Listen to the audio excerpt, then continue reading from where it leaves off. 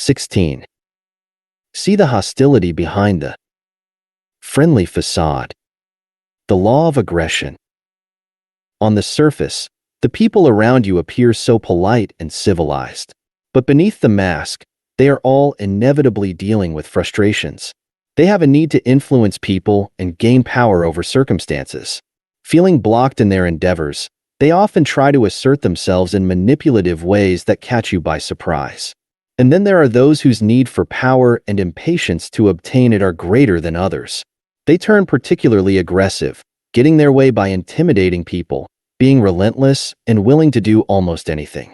You must transform yourself into a superior observer of people's unsatisfied aggressive desires, paying extra attention to the chronic aggressors and passive aggressors in our midst. You must recognize the signs, the past patterns of behavior, the obsessive need to control everything in their environment that indicate the dangerous types.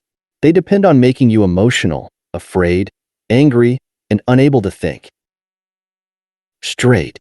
Do not give them this power. When it comes to your own aggressive energy, learn to tame and channel it for productive purposes, standing up for yourself, attacking problems with relentless energy, realizing great ambitions. The sophisticated aggressor. In late 1857, Maurice B. Clark, a 28-year-old Englishman living in Cleveland, Ohio, made the most important decision yet in his young life. He would quit his comfortable job as a high-level buyer and seller for a produce firm and start his own business in the same line. He had the ambition of becoming yet another new millionaire in this bustling city, and he had nothing but confidence in his powers to get there. He was a born hustler with a nose for making money. Clark had fled England some 10 years earlier, fearing imminent arrest for having struck his employer and knocked him unconscious. He always had a bit of a temper. He had emigrated to the United States, traveled west from New York, landed all kinds of odd jobs, and then ended up in Cleveland, where he quickly rose through the ranks of merchants. Cleveland was something of a boomtown, located on a river and Lake Erie and serving as a key transportation hub connecting the east to the west. There would never be a better time for Clark to push his way forward and make a fortune. There was only one problem. He did not have enough money to start the business. He would need a collaborator with some capital, and as he thought about this, he came up with a possible business partner, a young man named John D. Rockefeller, whom Clark had befriended at a commercial college both had attended a few years before. At first glance, it seemed an odd choice. Rockefeller was only 18 years old. He was working as a bookkeeper at a fairly large produce shipping firm named Hewitt & Tuttle, and he was in so many ways the polar opposite of Clark. Clark loved to live well, with a taste for fine things, gambling, and the ladies. He was feisty and combative. Rockefeller was fiercely religious, unusually sober and mild-mannered for his age. How could they possibly get along? And Clark had calculated that his partner would have to put up at least $2,000 to get the company underway. How would a bookkeeper from a family of limited means have such savings? On the other hand, in his 2 years at Hewitt & Tuttle, Rockefeller had earned a reputation as one of the most fiercely efficient and honest clerks in town, a man who could be relied upon to account for every penny spent and keep the company in the black. More important, as Rockefeller was so young, Clark could dominate the relationship. It was worth asking him. To Clark's surprise, when he suggested the partnership, Rockefeller not only jumped at the opportunity with uncharacteristic zeal, but quickly came up with the $2,000, somehow borrowing the funds. Rockefeller quit his job and the new company, called Clark and Rockefeller, opened for business in April 1858. In its first years, Clark and Rockefeller was a thriving enterprise. The two men balanced each other out, and there was much business to be had in Cleveland. But as time went on, Clark began to feel increasingly irritated by the young man, and even a bit contemptuous of him. He was more straight-laced than Clark had imagined. He had no discernible vices. His main pleasure seemed to come from the accounting books that he kept so well and finding ways to save money. Although still so young, he already had a slumped posture from poring over his ledgers day and night. He dressed like a middle-aged banker, and acted that way as well. Clark's brother James, who worked in the office, dubbed him the Sunday school superintendent. Slowly, Clark began to see Rockefeller as too dull and dreary to be one of the faces of the company. Clark brought in a new partner from an elite Cleveland family and dropped Rockefeller's name from the company title, hoping that would draw even more business. Surprisingly, Rockefeller did not seem to object to this. He was all in favor of making more money and cared little about titles. Their produce business was booming, but soon word spread through Cleveland of a new commodity that could spark the region's equivalent of a gold rush: the recent discovery of rich veins of oil in nearby western Pennsylvania. In 1862, a young Englishman named Samuel Andrews, an inventor/entrepreneur who had known Clark in England, visited their offices and pleaded with Clark to become partners in the oil business. He bragged of the limitless potential in oil, the lucrative series of products that could be made out of the material, and the cheapness of producing them. With just a little capital, they could start their own refinery and make a fortune. Clark's response was lukewarm. It was a business that experienced tremendous ups and downs, prices continually rising and falling, and with the Civil War now raging, it seemed a bad time to commit so fully. It would be better to get involved on some lower level. But then Andrews gave his pitch to Rockefeller, and something seemed to spark to life in the young man's eyes. Rockefeller convinced Clark that they should fund the refinery. He would personally ensure its success.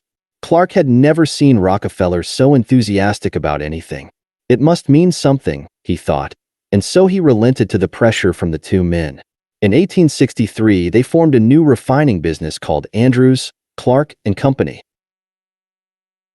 That same year, 20 other refineries sprouted up in Cleveland, and the competition was fierce. To Clark, it was quite amusing to watch Rockefeller in action.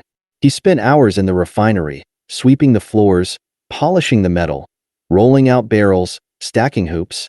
It was like a love affair. He worked well into the night trying to figure out ways to streamline the refinery and squeeze more money out of it. It had become the principal generator of profit for their firm, and Clark could not help but be pleased that he had agreed to fund it. Oil, however, had become Rockefeller's obsession, and he constantly bombarded Clark with new ideas for expansion, all at a time when the price of oil was fluctuating more than ever. Clark told him to go more slowly. He found the chaos in the oil business unnerving. Increasingly, Clark found it hard to hide his irritation. Rockefeller was getting a bit puffed up with the success of the refinery. Clark had to remind the former bookkeeper of whose idea it had been all along to start their business. Like a refrain, he kept telling Rockefeller, "What in the world would you have done without me?" Then he discovered that Rockefeller had borrowed $100,000 for the refinery without consulting him, and he angrily ordered Rockefeller to never go behind his back again and to stop looking to expand the business. But nothing he said or did seemed to stop him. For someone so quiet and unassuming, Rockefeller could be annoyingly relentless, like a child. A few months after Clark had berated him, Rockefeller hit him with another request to sign for a big loan, and Clark finally exploded. "If that's the way you want to do business, we'd better dissolve and let you run your own affairs to suit yourself." Clark had no desire to break up the partnership at this point. It was too profitable, and despite the qualities that grated on his nerves, he needed Rockefeller as the man to look after the dull details of their growing enterprise. He simply wanted to intimidate Rockefeller with this threat, which seemed to be the only way to get him to back off on his tireless quest to quickly grow the refinery business. As usual, Rockefeller said little and seemed to defer. Then, the following month, Rockefeller invited Clark and Andrews to his house to discuss future plans. And despite all of Clark's previous admonitions, Rockefeller outlined even bolder ideas for expanding the refinery, and once again Clark could not control himself. "We'd better split up," he yelled. Then something odd happened. Rockefeller agreed to this and got Clark and Andrews to affirm that they were all in favor of dissolving the partnership. He did this without the slightest trace of anger or resentment. Clark had played a lot of poker, and he felt certain Rockefeller was bluffing, trying to force his hand. If he refused to budge on the young man's desire to expand the business, Rockefeller would have to back down. He could not afford to be on his own. He needed Clark more than the other way around. He would be forced to realize his rashness and ask to resume the partnership. In doing so, Rockefeller would be humbled. Clark could set the terms and demand that Rockefeller follow his lead. To his amazement, however, the next day Clark read in the local newspaper the announcement of the dissolution of their business, the notice obviously placed there by Rockefeller himself.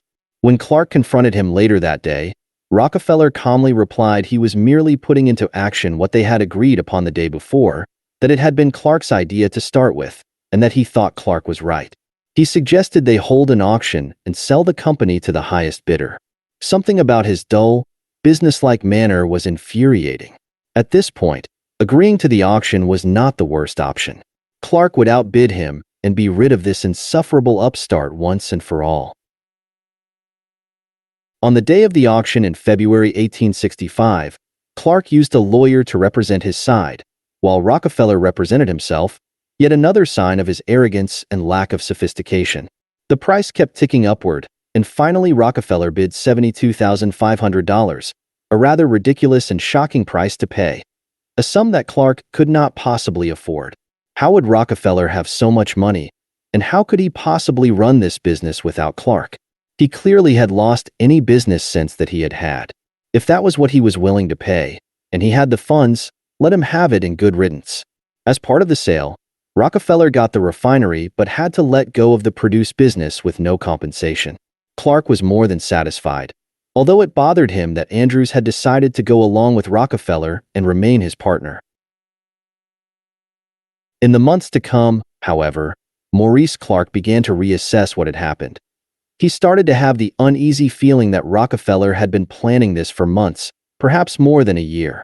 Rockefeller must have courted bankers and secured bank loans well before the auction to be able to afford the high price. He must have also secured Andrews to his side in advance. He could detect a gloating look in Rockefeller's eye the day the refinery became his, something he had never seen before in the sober young man. Was that quiet and dull appearance of his merely an act? As the years revealed the immense wealth Rockefeller would accumulate through this first move, Clark could not help but entertain the thought he had somehow been played. Colonel Oliver H. Payne was the equivalent of Cleveland aristocracy. He came from an illustrious family that included one of the founders of the city itself. He had attended Yale University and had become a decorated Civil War hero. And after the war, he had started several successful business enterprises. He had one of the finest mansions in town on Euclid Avenue, nicknamed Millionaire's Row. But he had larger ambitions, perhaps politics. He thought of himself as presidential material. One of his thriving businesses was a refinery, which was the second biggest in town. But toward the end of 1871, Payne began to hear strange rumors of some kind of agreement between a few refinery owners and the largest railroads. The railroads would lower their rates for the particular refineries that had joined this secret organization in exchange for a guaranteed volume of traffic. Those outside this organization would find their rates rising, making business difficult if not impossible. And the chief refinery owner, and the only one in Cleveland, behind this agreement was apparently none other than John D. Rockefeller. Rockefeller had expanded to 2 refineries in Cleveland and had renamed the company Standard Oil. Standard Oil was now the country's largest refining business, but the competition remained stiff, even within Cleveland and its now 28 refineries, including those of Standard Oil. Because of this booming business, more and more millionaires had built their mansions on Euclid Avenue. But if Rockefeller controlled entree into this new organization, he could do great damage to his competitors. It was in the midst of these rumors that Rockefeller arranged for a very private meeting between him and Payne at a Cleveland bank. Payne knew Rockefeller well.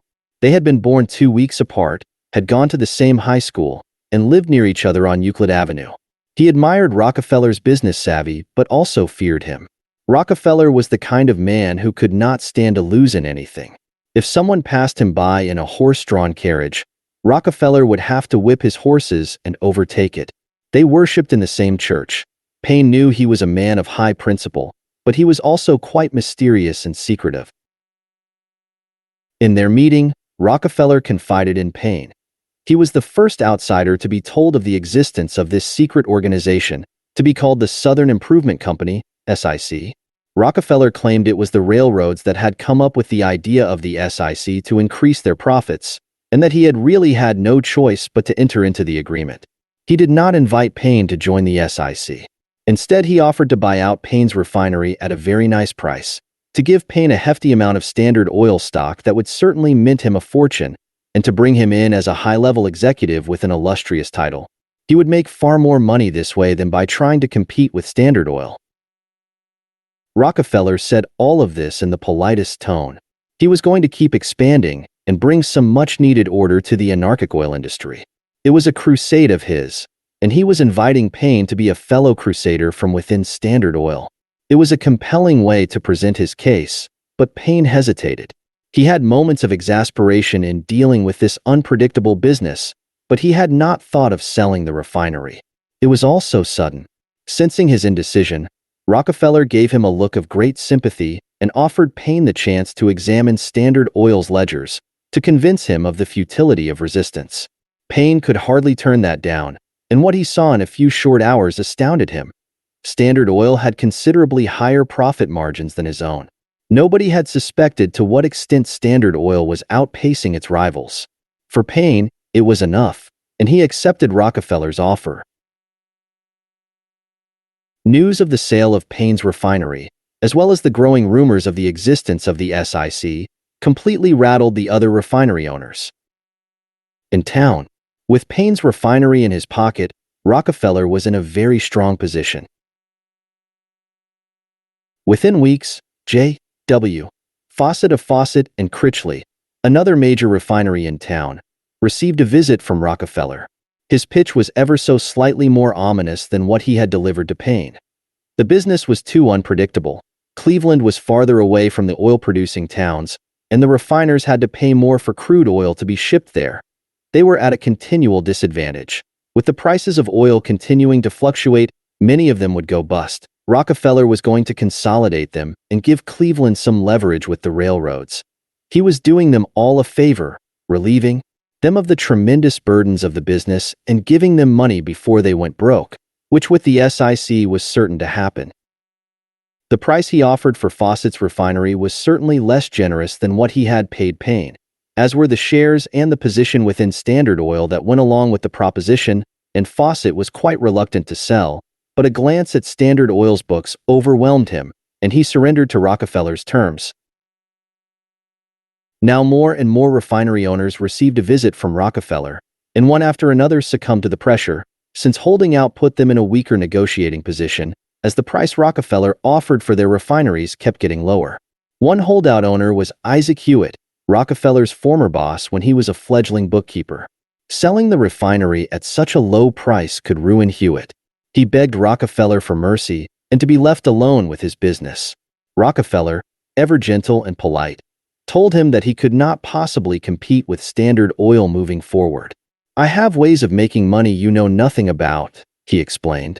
Hewitt sold his refinery for more than half the price he had wanted. By the middle of March, the existence of the SIC had become public and the pressure had mounted for such an organization to be disbanded or suffer legal consequences. The railroads relented, and so did Rockefeller, who did not seem all that upset at this news. The matter was settled, the SIC disappeared, but in the months to come some people in Cleveland began to wonder if all was not what it had appeared to be. The SIC had never really taken effect.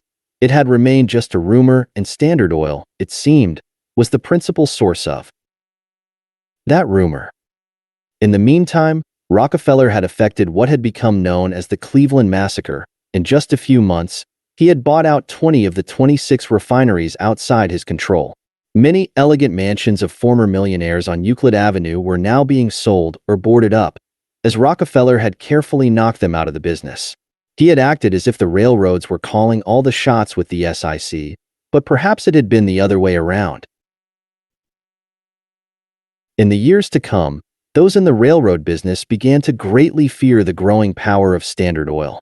After the Cleveland Massacre, Rockefeller applied the same tactics to refineries in Pittsburgh, Philadelphia, and New York. His method was always the same, aiming first for the biggest refineries in the respective town, showing them his books, which were now even more impressive, getting a few big fish to surrender, and instilling panic in the others. Those who held out he would ruthlessly undersell and drive out of the market. By 1875, Rockefeller controlled all of the major refining centers in the United States and virtually monopolized the worldwide market for kerosene, the principal product used for lighting. Such power gave him far too much leverage over railroad rates, but to make matters worse, Rockefeller had begun to dominate the pipeline business, the other way of transporting oil. He built up a whole series of pipelines throughout Pennsylvania and had gained control of several railroads that helped ship the oil the rest of the way to the East Coast, giving him his own transportation networks. If he continued unimpeded in this campaign, his position would be impregnable. And nobody was more afraid of this prospect than Tom Scott, president of the Pennsylvania Railroad, at the time the largest and most powerful corporation in America. Scott had led a most distinguished life. During the Civil War, he had served as Lincoln's Assistant Secretary of War, in charge of ensuring the smooth functioning of the railroads and aiding the North's effort. As head of the Pennsylvania Railroad, he had ambitions of endlessly expanding the company's reach, but Rockefeller stood in the way, and it was time to do battle with Standard Oil. Scott had all the necessary resources to take on Rockefeller, and he had a plan. For the past few years, anticipating Rockefeller's maneuvers, he had built up his own enormous network of pipelines that would work in conjunction with his railroad to move oil to refineries. He would ramp up the construction of new pipelines and purchase new refineries that sprang up, creating his own rival network, ensuring his railroad enough business to check Rockefeller's progress, then work to weaken him further. But as it became clear what he was up to, Rockefeller's response was totally unexpected and rather shocking. Standard Oil shut down almost all its Pennsylvania refineries, giving Scott's pipelines and railroads virtually no oil to ship. If they managed to get their hands on some oil, Rockefeller rigorously undersold them to any refineries outside his system, and he seemed to not care how low the price would go. He also made it hard for Scott to get his hands on the oil the company needed to lubricate train engines and wheels. Pennsylvania Railroad had overextended itself in this campaign and was losing money at a rapid rate, but Rockefeller had to be losing just as much. He seemed to be aiming for mutual suicide. Scott was in too deep to back out of this war, and so he was forced to cut costs by firing hundreds of railroad workers and reducing wages for those who remained. Scott's workers retaliated with a general railroad strike that quickly turned violent and bloody, as workers spread throughout the state, destroying thousands of Pennsylvania Railroad freight cars. Scott retaliated brutally, but the strike persisted and the shareholders in the Pennsylvania Railroad were growing quite nervous. All the while, Rockefeller seemed unperturbed and continued with his pressure campaign, as if he had nothing to lose. Scott had had enough. Somehow Rockefeller could absorb these huge losses, but he could not. He had literally run out of money. Not only did he agree to put a stop to his campaign, but he had to sell to Rockefeller the lion's share of his refineries, storage tanks, steamships, and pipelines. Scott would never recover from this humiliating and rather sudden defeat. A year later, he suffered a stroke, and within a few years he died at the age of 58. Although it appeared that Rockefeller's control of the oil business was now complete, a businessman and engineer named Byron Benson had an idea about how to poke a hole in his expanding empire. Rockefeller could call the shots with his immense resources, but he could not compete with technological progress.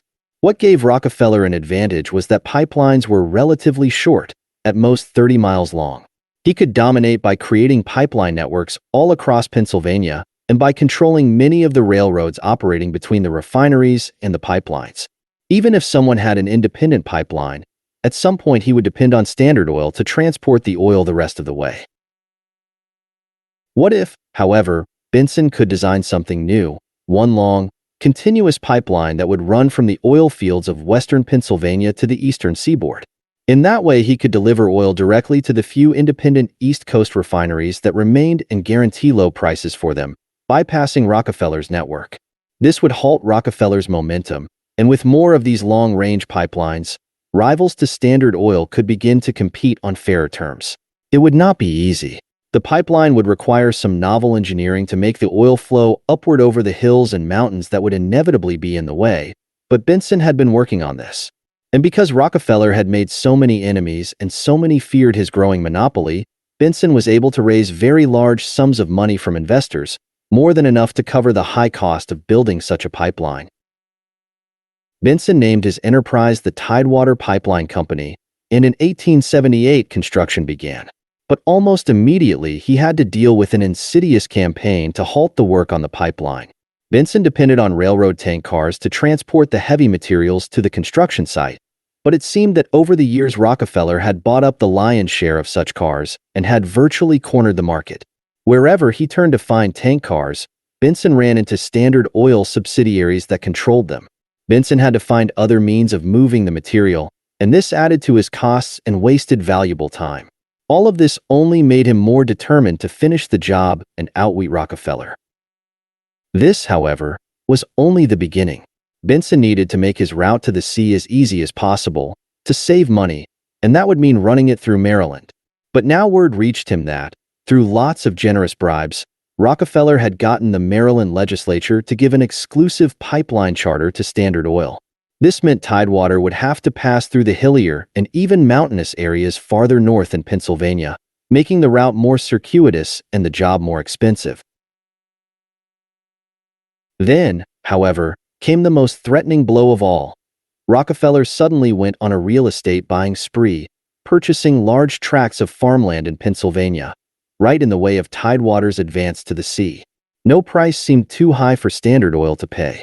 Benson did what he could to fight back and buy his own land, but rumors began to spread among the farmers in the area of the danger if they sold parts of their land to Tidewater.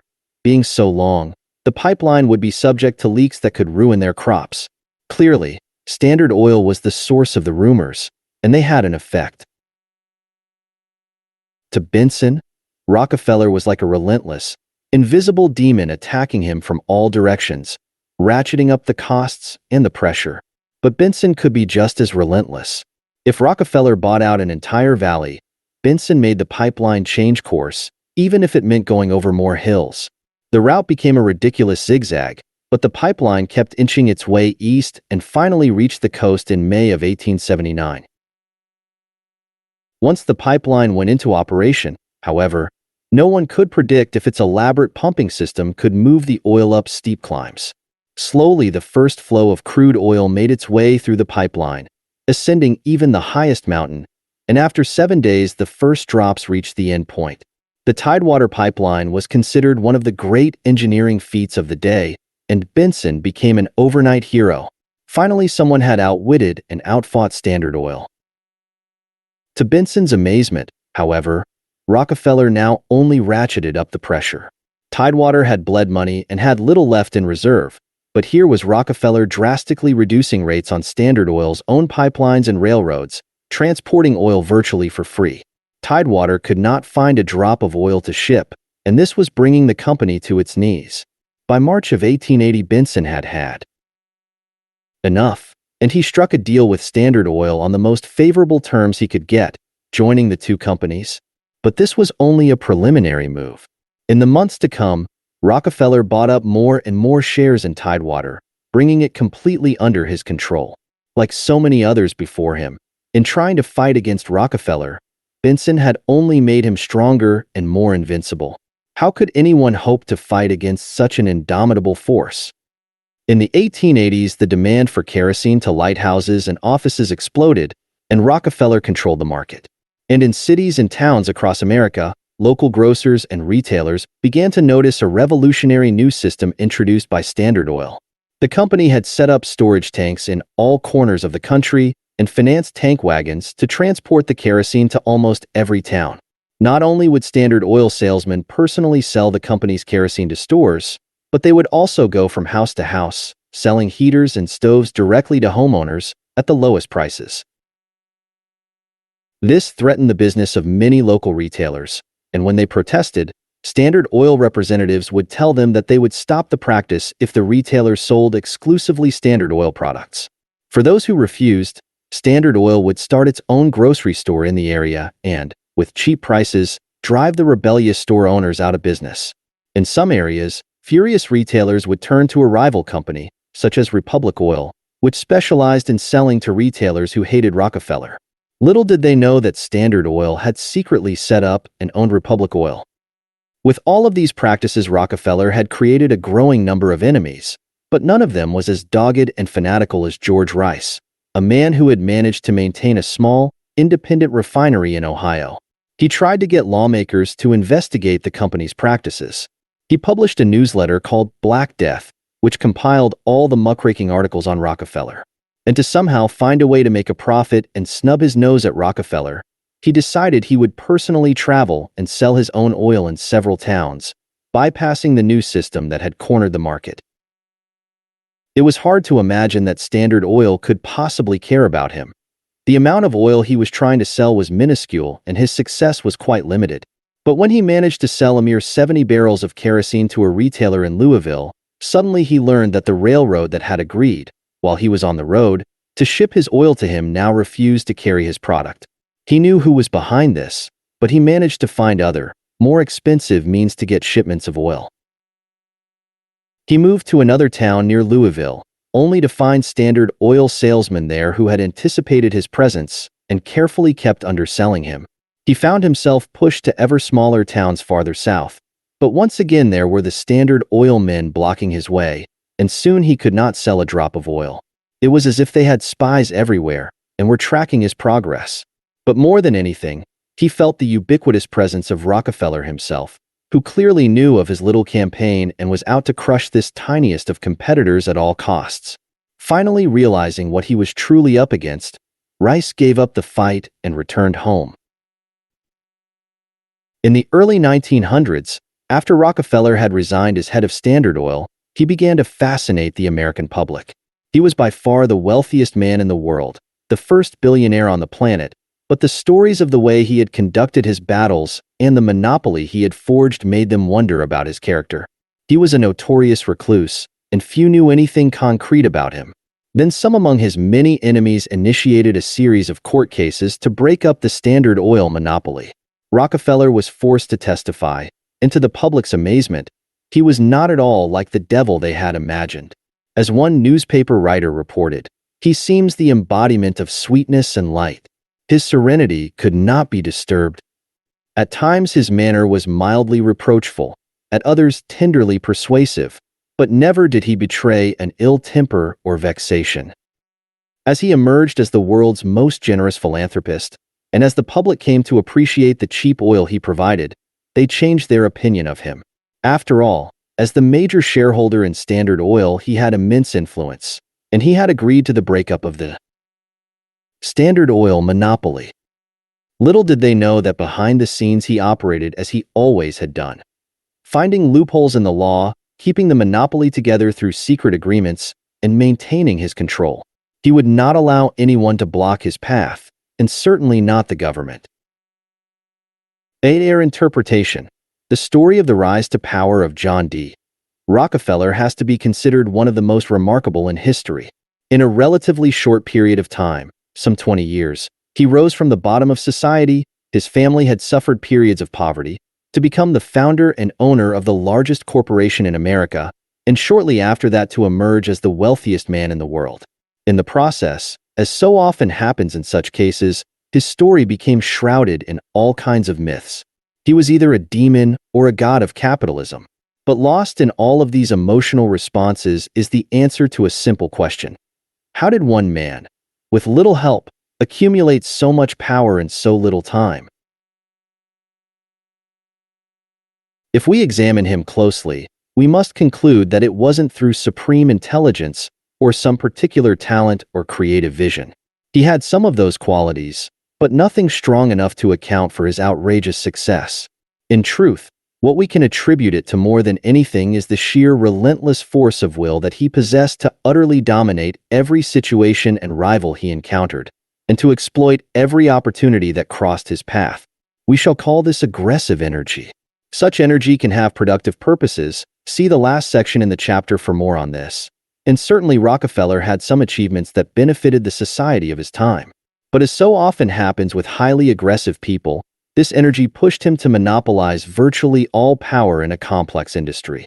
It made him wipe out all rivals and any possible competition, bend laws to his benefit, standardize all practices according to his desires, and in the end, depress innovation in the field.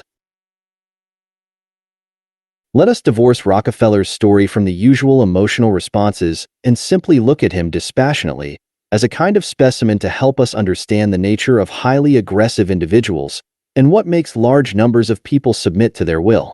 In this way, we can also learn some valuable lessons about human nature and how we can begin to counter those who continually work to monopolize power, often to the detriment of the rest of us.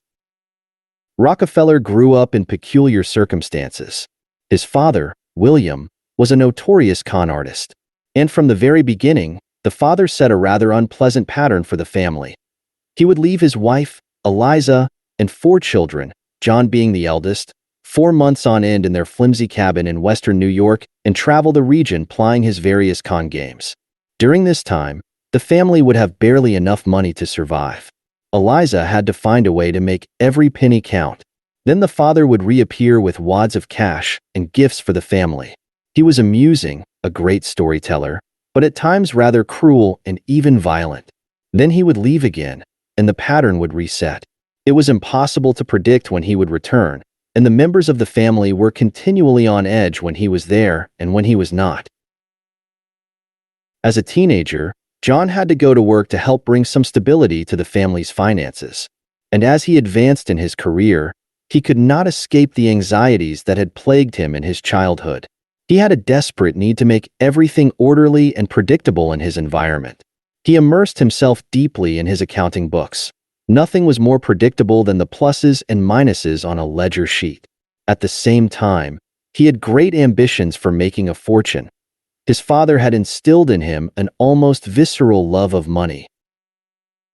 And so, when he first learned of what could be accomplished with an oil refinery, he saw his great opportunity. But his attraction to the oil business may seem at first glance rather strange. It was a Wild West environment, totally anarchic. Fortunes could be made or lost in a matter of months. In many ways, the oil business was like his father, exciting, promising sudden riches, but treacherously unpredictable. Unconsciously, he was drawn to it for those very reasons. He could relive his worst fears from childhood and surmount them by establishing rigorous control over the oil industry. It would be like conquering the father himself. The chaos would only spur him to greater heights, as he would have to work doubly hard to tame its wildness. And so, in these first years of business, we can see the motivating factor that would drive all his subsequent actions, the overwhelming need for control. The more complicated and difficult this task, the more relentless the energy he would summon to achieve such a goal. And out of this need came a second one, almost as important, to justify his aggressive actions to the world and to himself. Rockefeller was a deeply religious man. He could not live with the thought that what drove his actions was a desire to control people and acquire the vast sums of money necessary for such a purpose. That would have been to see himself in too ugly and soulless a light. To repress such a thought, he constructed what we shall call the aggressor's narrative. He had to convince himself that his quest for power served some higher purpose. There was a belief at the time among Protestants that to make a lot of money was a sign of grace from God. With wealth, the religious individual could give back to the community and help support the local parish. But Rockefeller took this further. He believed that establishing order in the oil business was a divine mission, like ordering the cosmos. He was on a crusade to bring cheap prices and predictability to American households, turning Standard Oil into a monopoly blended seamlessly with his deep religious convictions. Sincerely believing in this crusade, it did not bother his conscience to ruthlessly manipulate and ruin his rivals, to bribe legislators, to run roughshod over laws, to form fake rival enterprises to Standard Oil, to spark and use the violence of a strike with Pennsylvania Railroad that would help him in the long run. Belief in this narrative made him all the more energetic and aggressive, and for those who faced him, it could be confusing. Perhaps there was some good in what he was doing. Perhaps he was not a demon after all. Finally, to realize his dream of control, Rockefeller transformed himself into a superior reader of men and their psychology. And the most important quality for him to gauge in the various rivals he faced was their relative willpower and resiliency. He could sense this in people's body language and in the patterns of their actions. Most people, he determined, are rather weak. They are mostly led by their emotions, which change by the day. They want things to be rather easy in life and tend to take the path of least resistance. They don't have a stomach for protracted battles. They want money for the pleasures and comforts it can bring, for their yachts and mansions. They want to look powerful to satisfy their ego, make them afraid or confused or frustrated, or offer them an easy way out, and they would surrender to his stronger will. If they got angry, all the better. Anger burns itself out quickly, and Rockefeller always played for the long term. Look at how he played each of the antagonists in his path. With Clark, he carefully fed his arrogance and deliberately made him irritable, so that he would quickly agree to the auction just to get rid of Rockefeller without thinking too deeply about the consequences. Colonel Payne was a vain and greedy man. Give him plenty of money and a nice title, and he would be satisfied and surrender to Rockefeller his refinery. For the other refinery owners, instill fears about the uncertain future, using the SIC as a convenient bogeyman. Make them feel isolated and weak, and sow some panic. Yes, his refineries were more profitable, as shown by his books, but the other owners failed to reason that Rockefeller himself was just as vulnerable as they were to the ups and downs of the business. If only they had united in opposition to his campaign, they could have countered him, but they were made too emotional to think straight, and they surrendered their refineries with ease. When it came to Scott, Rockefeller saw him as a hothead, enraged by Standard Oil's threat to his preeminent position in business. Rockefeller welcomed the war with Scott and prepared for it by amassing vast amounts of cash. He would simply outlast him, and the angrier he made Scott with his unorthodox tactics, the more imprudent and rash Scott became, going so far as to try to crush the railroad strike, which only made his position weaker. With Benson, Rockefeller recognized the type, the man enamored with his own brilliance and wanting attention as the first one to defeat Standard Oil. Putting up obstacles in his path would only make him try harder, while weakening his finances. It would be simple to buy him off in the end, when he had grown tired of Rockefeller's relentless pressure. As an extra measure, Rockefeller would always strategize to make his opponents feel rushed and impatient. Clark had only one day to plan for the auction. The refinery owners faced imminent doom in a few months unless they sold to him. Scott and Benson had to hurry up in their battles or face running out of money. This made them more emotional and less able to strategize. Understand, Rockefeller represents a type of individual that you will likely come across in your field. We shall call this type the sophisticated aggressor, as opposed to the primitive aggressor. Primitive aggressors have very short fuses. If someone triggers in them feelings of inferiority or weakness, they explode. They lack any self-control, and so they tend to not get very far in life, inevitably bullying and hurting too many people. Sophisticated aggressors are much trickier. They rise to top positions and can stay there because they know how to cloak their maneuvers, to present a distracting facade, and to play upon people's emotions. They know that most people do not like confrontation or long struggles, and so they can intimidate or wear people down. They depend on our docility as much as on their own aggression. The sophisticated aggressors that you encounter do not have to be as spectacularly successful as a Rockefeller. They can be your boss, a rival, or even a scheming colleague on the way up. You can recognize them by one simple sign. They get to where they're going primarily through their aggressive energy, not through their particular talents. They value amassing power more than the quality of their work. They do whatever is necessary to secure their position and crush any kind of competition or challenge. They do not like to share power. In dealing with this type, you will tend to become angry or fearful, enlarging their presence and playing into their hands. You obsess over their evil character and fail to pay close attention to what they are actually up to. What you often end up surrendering to is the appearance or illusion of strength that they project, their aggressive reputation. The way to handle them is to lower the emotional temperature. Start by looking at the individual, not the myth or legend. Understand their primary motivation, to gain control over the environment and the people around them. As with Rockefeller, this need for control covers up vast layers of anxieties and insecurities. You must see the frightened child within terrified by anything unpredictable. In this way, you can cut them down to size, diminishing their ability to intimidate you. They want to control your thoughts and reactions. Deny them this power by focusing on their actions and your strategies, not your feelings. Analyze and anticipate their real goals. They want to instill in you the idea that you have no options, that surrender is inevitable and the best way out. But you always have options. Even if they are your boss and you must surrender in the present, you can maintain your inner independence and plot for the day in which they make a mistake and are weakened, using your knowledge of their vulnerable points to help take them down. See through their narrative and their shrewd attempts at distraction. They will often present themselves as holier than thou, or as the victim of other people's malice. The louder they proclaim their convictions, the more certain you can be they're hiding something. Be aware that they can sometimes seem charming and charismatic. Do not be mesmerized by such appearances. Look at their patterns of behavior. If they have taken from people in the past, they will continue to do so in the present. Never bring on such types as partners, no matter how friendly and charming they might seem. They like to piggyback on your hard work, then wrest control. Your realistic appraisal of their actual strength and their aggressive intentions is your best defense. When it comes to taking action against aggressors, you must be as sophisticated and crafty as they are. Do not try to fight with them directly. They are too relentless, and they usually have enough power to overwhelm you in direct confrontation.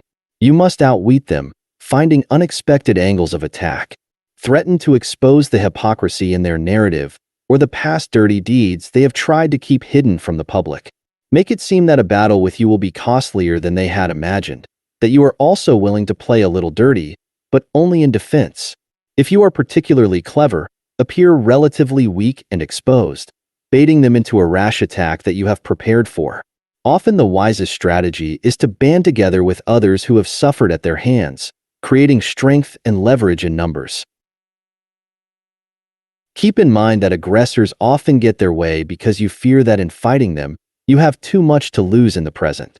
But you must calculate instead what you have to lose in the long term, decreasing options for power and expansion in your own field, once they assume a dominating position. Your own dignity and sense of self-worth by not standing up to them. Surrender and docility can become a habit with devastating consequences for your well-being. Use the existence of aggressors as a spur to your own fighting spirit and to build your own confidence. Standing up to and outwitting aggressors can be one of the most satisfying and ennobling experiences we humans can have. Men are not gentle, friendly creatures wishing for love, who simply defend themselves if attacked. A powerful desire for aggression has to be reckoned as part of their endowment. Sigmund Freud. Keys to human nature. We like to think of ourselves as relatively peaceful and agreeable members of society. We are social animals to the core, and we need to convince ourselves that we are loyal to and cooperative with the communities we belong to. But on occasion, all of us have acted in ways that go against this self-opinion. Perhaps it came in a moment when we felt that our job security was threatened, or that someone was blocking our career advancement. Or perhaps we believed we were not getting the attention and recognition that we deserved for our work. Or maybe it came in a moment of financial insecurity. Or perhaps it occurred in an intimate relationship in which we felt particularly frustrated in our attempt to get the other to change his or her behavior, or we sensed that he or she was going to abandon us. Out of frustration, anger, insecurity, fear, or impatience, we suddenly found ourselves becoming unusually assertive. We did something a bit extreme to hold on to our job. We tried to push a colleague out of our way. We reached for some dubious scheme to secure easy and fast money. We went too far in trying to get attention. We turned belligerent and controlling with our partner. We became vindictive and attacked someone on social media. In such moments, we crossed a line and became aggressive. Most often, when we act this way, we rationalize our behavior to ourselves and to others. We had no choice. We felt threatened. We were being treated unfairly. People were being unresponsive and harming us. We did not start it. In this way, we are able to maintain our self-opinion as the peaceful creatures we imagine ourselves to be. Although we will rarely notice this, we can also observe a subtler example of our aggressive tendencies coming to the fore. When we face intimidating types who are more aggressive than we often find ourselves acting more submissive than usual, and maybe a bit sycophantic if they have power. But when we face people clearly weaker and meeker than us, often the lion in us unconsciously emerges. Perhaps we decide to help them, but mixed in with this is a feeling of contempt and superiority. We become rather aggressive in trying to help them, ordering their life, being forceful with our advice. Or if we have little sympathy for them, we might feel compelled to use them in some way for our own purposes, and maybe push them around. All of this occurs unconsciously. We generally do not experience this as aggressiveness, but nonetheless, as we compare our inner strength with others, we cannot help but lower and raise our aggression level.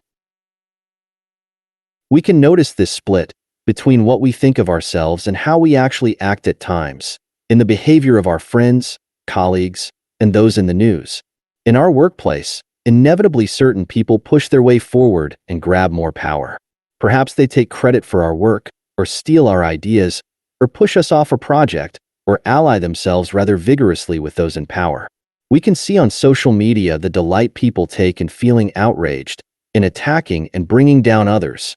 We can see the energy with which the press exposes the slightest flaw in those in power and the feeding frenzy that ensues. We can observe the rampant violence in our films and games, all masquerading as entertainment. And all the while nobody admits to being aggressive. In fact, more than ever people seem so modest and progressive.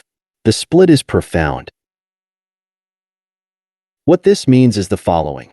All of us understand that humans have been capable of much violence and aggression in the past and in the present. We know that out there in the world there are sinister criminals, greedy and unscrupulous business people, belligerent negotiators, and sexual aggressors. But we create a sharp dividing line between those examples and us.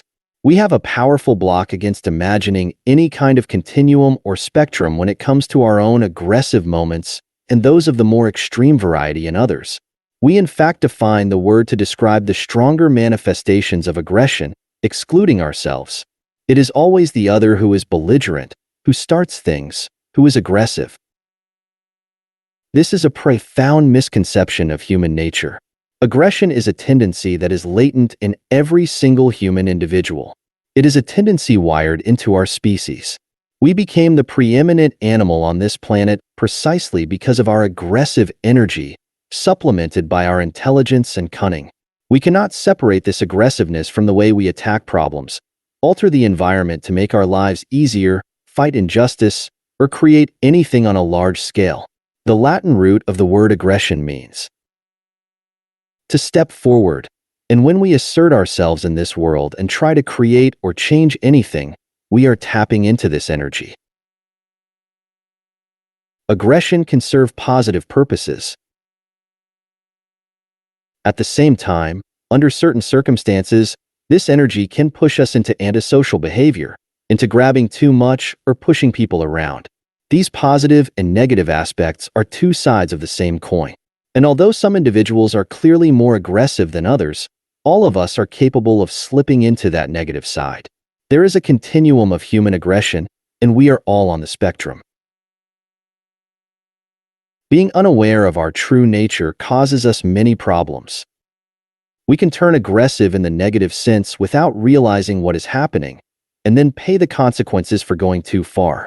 Or, feeling uncomfortable with our own assertive impulses and knowing the trouble they can stir, we might try to repress our aggressiveness and appear to be paragons of humility and goodness, only to become more passive-aggressive in our behavior. This energy cannot be denied or repressed. It will emerge in some way. But with awareness, we can begin to control and channel it for productive and positive purposes.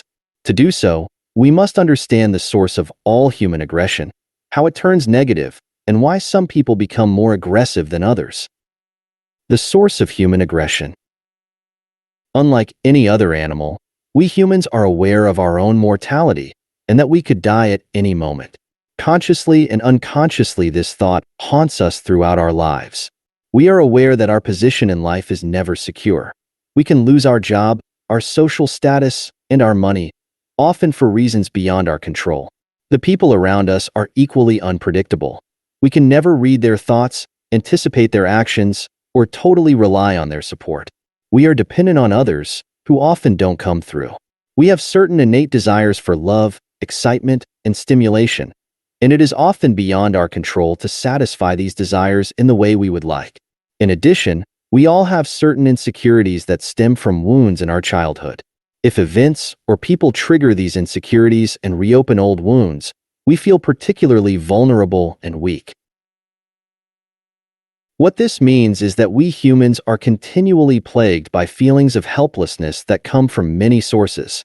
If this feeling is strong enough or lasts for too long, it can become unbearable. We are willful creatures who crave power. This desire for power is not evil or antisocial. It is a natural response to the awareness of our essential weakness and vulnerability. In essence, what drives much of our behavior is to have control over circumstances, to feel the connection between what we do and what we get, to feel that we can influence people and events to some extent. This mitigates our sense of helplessness and makes the unpredictability of life tolerable.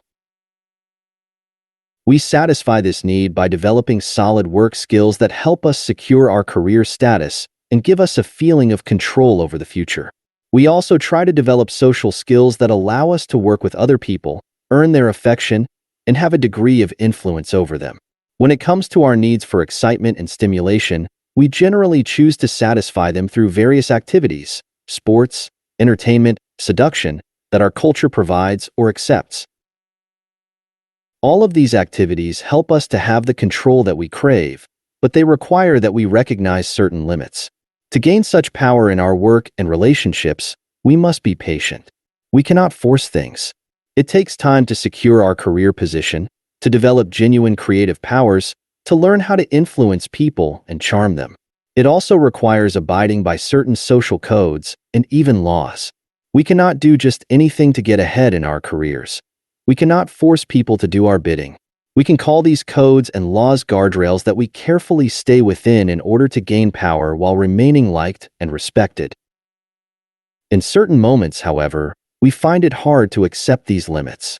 We cannot advance in our careers or make a lot of money as quickly as we would like.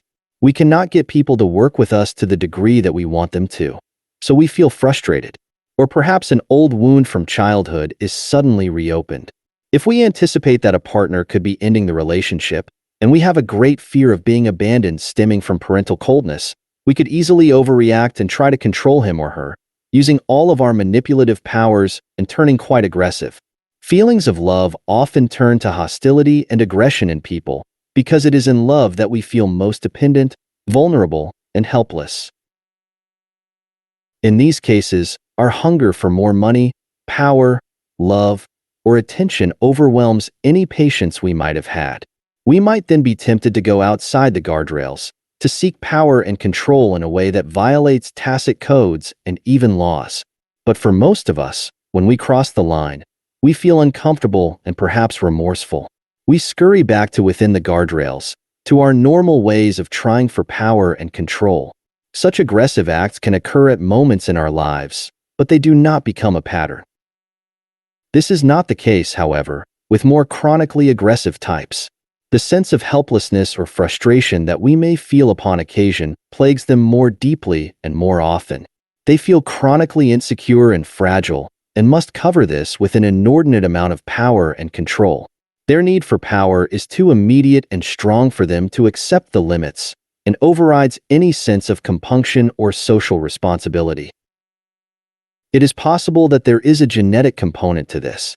The psychoanalyst Melanie Klein, who specialized in the study of infants, noticed that some babies were decidedly more anxious and greedier than others. From their very first days, they would suckle on the mother's breast as if they were attacking it and wanting to suck it dry. They needed more coddling and attention than others. Their crying and tantrums were almost impossible to stop.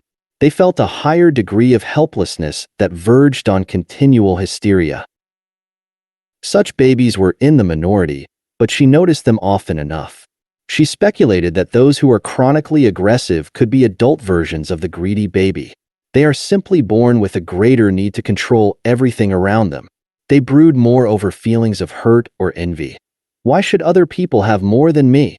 When they feel like they are losing control to any degree, Their tendency is to exaggerate the threat, to overreact and grab for much more than is necessary.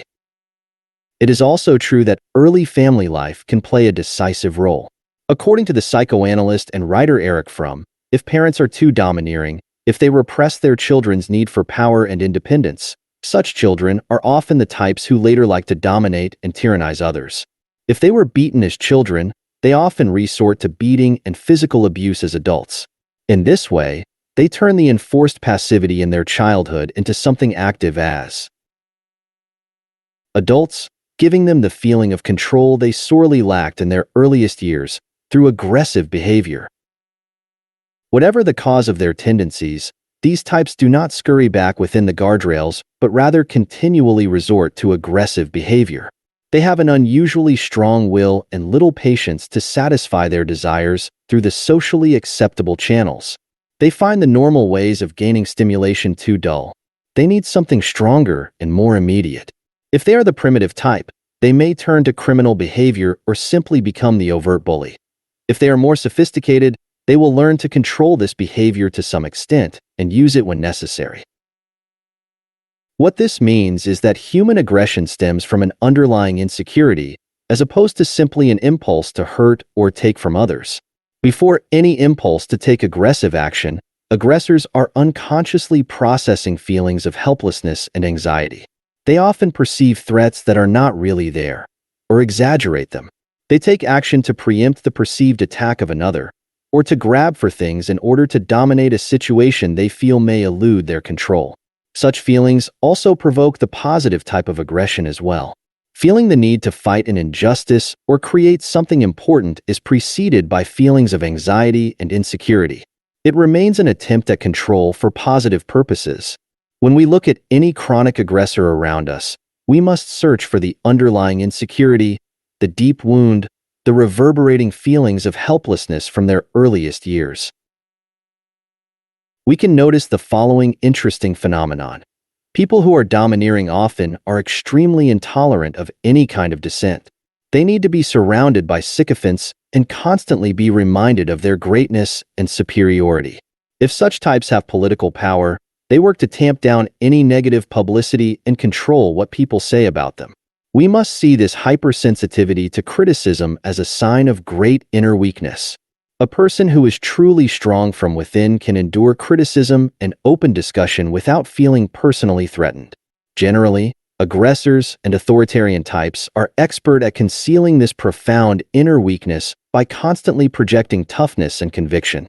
But we must train ourselves to look past their facade and see the inner fragility. This can greatly help us control any feelings of fear or intimidation, which aggressors love to stimulate. There are other qualities of the chronically aggressive that we must understand. First, aggressors have less tolerance for feelings of helplessness and anxiety than the rest of us.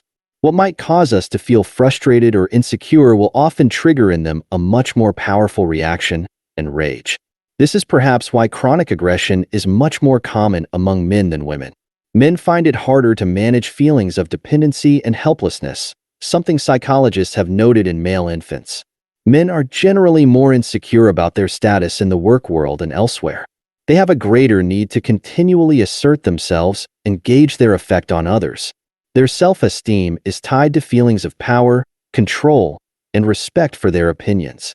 And so it often takes less to trigger the aggressive response in men.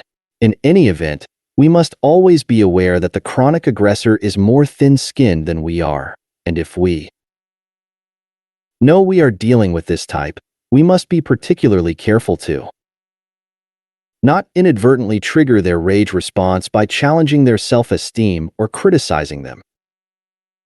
Another common aspect of aggressive behavior is that it can easily become an addiction. In acting out their desires in an overt and immediate way, in getting the best of people through their maneuvers, aggressors receive a jolt of adrenaline that can become addictive. They feel stimulated and excited, and the more socially acceptable ways of relieving boredom can seem tepid in comparison. Certainly, the thrill of getting easy money, whether as Wall Street brokers peddling dubious investments or as criminals stealing what they can, has an immensely addictive quality. At first glance, this might seem self-destructive, as each aggressive outburst creates more enemies and unintended consequences. But aggressors are often adept at upping the ante with even more intimidating behavior, so that few will challenge them. This often leads to the phenomenon of the aggressor's trap. The more power they get, and the larger their empire, the more points of vulnerability they create. They have more rivals and enemies to worry about. This sparks in them the need to be more and more aggressive and gain more and more power. Certainly, Rockefeller fell victim to this dynamic. They also come to feel that to stop acting in this way would make them seem weak. No matter what aggressors might say to us or how they try to disguise their intentions, we must realize that their past pattern of behavior will inevitably continue in the present. Because they are both addicted and trapped, we must never be naive in dealing with them. They will be relentless. If they take a step back, it is only momentary. They are rarely capable of changing this essential pattern in their behavior. We must also be aware that aggressors see the people around them as objects to use. They might have some natural empathy, but because their need for power and control is so strong, they cannot be patient enough to rely solely upon charm and social skills. To get what they want, they have to use people, and this becomes a habit that degrades any empathy they once had. They need adherents and disciples, so they train themselves to listen, to occasionally praise others, and to do favors for people.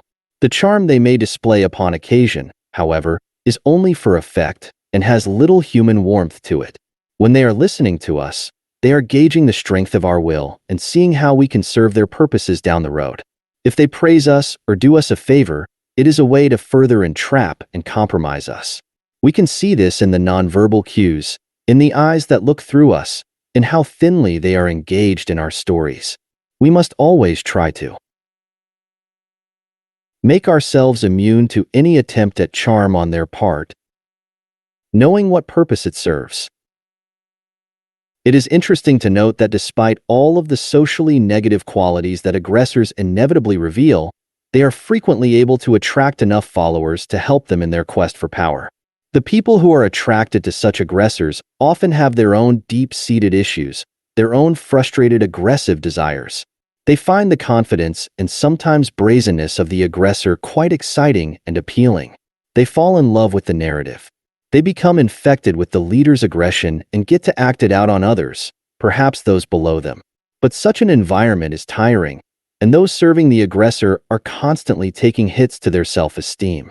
With most aggressors, the turnover is high and the morale low. As the ancient Greek dramatist Sophocles once wrote, "Whoever makes his way into a tyrant's court becomes his slave, although he went there a free man." Your task as a student of human nature is threefold. First, you must stop denying the reality of your own aggressive tendencies. You are on the aggressive spectrum, like all of us. Of course, there are some people who are lower down on this spectrum. Perhaps they lack confidence in their ability to get what they want, or they may simply have less energy. But a lot of us are in the mid to upper range on the spectrum with relatively strong levels of will. This assertive energy must be expended in some way and will tend to go in one of three directions.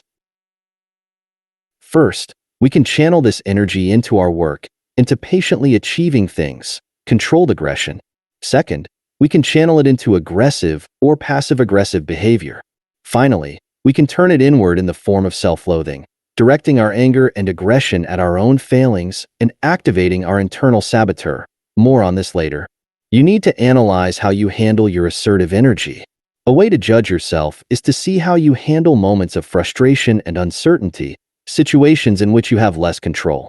Do you tend to lash out, grow angry and tense, and do things you later regret? Or do you internalize the anger and grow depressed? Look at those inevitable moments in which you have gone past the guardrails and analyze them. You are not as peaceful and gentle as you imagine. Notice what pushed you into this behavior and how during such times you found ways to rationalize your behavior. Now, with some distance, you can perhaps see through those rationalizations. Your goal is not to repress this assertive energy, but to become aware of it as it drives you forward and to channel it productively. You need to admit to yourself that you have a deep desire to have an effect on people, to have power, And to realize this, you must develop higher social and technical skills, must become more patient and resilient. You need to discipline and tame your natural assertive energy. This is what we shall call controlled aggression, and it will lead to accomplishing great things. For more on this, see the last section of this chapter. Your second task is to make yourself a master observer of aggression in the people around you. When you look at your work world, for instance, imagine that you can visualize the continual war between people's different levels of will and all of the intersecting arrows of such conflicts. Those who are more assertive seem to rise to the top, but they inevitably display signs of submission to those higher up. It is not much different from the hierarchies we can observe among chimpanzees. If you stop focusing on people's words and the facade they present and concentrate on their actions and their nonverbal cues, you can almost sense the level of aggressiveness they emanate. In looking at this phenomenon, it is important that you be tolerant of people. We have all crossed the line at some point and turned more aggressive than usual, often because of circumstances. When it comes to those who are powerful and successful, it is impossible in this world to reach such heights without higher levels of aggression and some manipulation. For accomplishing great things, we can forgive them their occasional harsh and assertive behavior. What you need to determine is whether you are dealing with chronic aggressors, people who cannot tolerate criticism or being challenged on any level, whose desire for control is excessive, and who will swallow you up in their relentless quest to have more. Look for some telltale signs. First, if they have an unusually high number of enemies whom they have accumulated over the years, there must be a good reason, and not the one they tell you. Pay close attention to how they justify their actions in the world. Aggressors will tend to present themselves as crusaders, as some form of genius who cannot help the way they behave. They are creating great art, they say, or helping the little man. People who get in their way are infidels and evil. They will claim, as Rockefeller did, that no one has been criticized or investigated as much as they have. They are the victims, not the aggressors. The louder and more extreme their narrative, the more you can be certain you are dealing with chronic aggressors. Focus on their actions, their past patterns of behavior, much more than anything they say. You can look for subtler signs as well. Chronic aggressors often have obsessive personalities. Having meticulous habits and creating a completely predictable environment is their way of holding control. Obsessing over an object or a person indicates a desire to swallow it whole. Also, pay attention to the nonverbal cues. We saw with Rockefeller that he could not stand to be passed by anyone in the street. The aggressor type will show such physical obsessions, always front and center. In any event, the earlier you can spot the signs, the better. Once you realize you are dealing with this type, you must use every ounce of your energy to disengage mentally, to gain control of your emotional response. Often what happens when you face aggressors is that you initially feel mesmerized and even paralyzed to some extent, as if in the presence of a snake. Then, as you process what they have done, you become emotional, angry, outraged, frightened. Once you are in that state, they find it easy to keep you reacting and not thinking. Your anger doesn't lead to anything productive, but rather melts into bitterness and frustration over time. Your only answer is to find a way to detach from their spell, bit by bit. See through their maneuvers, contemplate the underlying weakness that propels them, cut them down to size. Always focus on their goals, what they are really after, and not the distractions they set up. If battle with them is inevitable, never engage in direct confrontation or challenge them in an overt way. If they are the sophisticated type, they will use all their cunning to ruin you, and they can be relentless. You must always fight them indirectly. Look for the vulnerabilities they are inevitably covering up. This could be their dubious reputation, some particularly dirty actions in the past they have managed to keep secret. Poke holes in their narrative. Through exposure of what they want to keep hidden, you have a powerful weapon to scare them out of attacking you. Remember that their greatest fear is to lose control. Think of what act of yours could frighten them by setting off a chain reaction of events that might spin out of control. Make the easy victory they are counting on with you suddenly seem more expensive. Aggressors generally have the advantage that they are willing to go outside the guardrails more often and more widely in fighting you. This gives them more options, more dirty maneuvers they can surprise you with. In negotiations, they will hit you with some last-minute change to what they had agreed upon, violating all rules but knowing you will give in because you have come this far and don't want to blow it up. They will spread rumors and disinformation to muddy the waters and make you seem as dubious as they are. You must try to anticipate these manipulations and rob aggressors of the element of surprise. And on occasion, you yourself must be willing to venture outside the guardrails as well, knowing this is a temporary and defensive measure. You can practice deception and distract them, appearing weaker than you are, baiting them into an attack that will make them look bad, and for which you have prepared a crafty counterattack. You can even spread rumors that will tend to imbalance their minds, since they are not used to others playing the same tricks back on them. In any event, with the stakes being high, you must calculate that defeating aggressors is more important than maintaining your purity. Finally, your third task as a student of human nature is to rid yourself of the denial of the very real aggressive tendencies in human nature itself and what such aggression might mean for our future as a species. This denial tends to take the form of one of two myths you are likely to believe in. The first myth is that long ago we humans were peace-loving creatures, in harmony with nature and with our fellow humans. It is the myth of the noble savage, the innocent hunter-gatherer. The implication is that civilization, along with the development of private property and capitalism, turned the peaceful human into an aggressive and selfish creature. Our form of society is to blame for this, so the myth goes. By developing a more egalitarian political and social system, we could revert to our natural goodness and peace-loving nature. Recent finds in anthropology and archaeology, however, have proven beyond a shadow of a doubt that our ancestors, going back tens of thousands of years, well before civilization, engaged in warfare that was as murderous and brutal as anything in the present. They were hardly peaceful. There are also numerous examples of indigenous cultures destroying much of the flora and fauna in their environment in an endless quest for food sources and shelter, sending many species into extinction and despoiling entire regions of trees. For more on this, see War Before Civilization by Lawrence H. Keeley and The Third Chimpanzee by Jared Diamond. The great power of humans to cooperate in these cultures was just as often used to help engage in the bloodiest of skirmishes. The other myth, more prevalent today, is that we may have been violent and aggressive in the past, but that we are currently evolving beyond this, becoming more tolerant, enlightened, and guided by our better angels. But the signs of human aggression are just as prevalent in our era as in the past.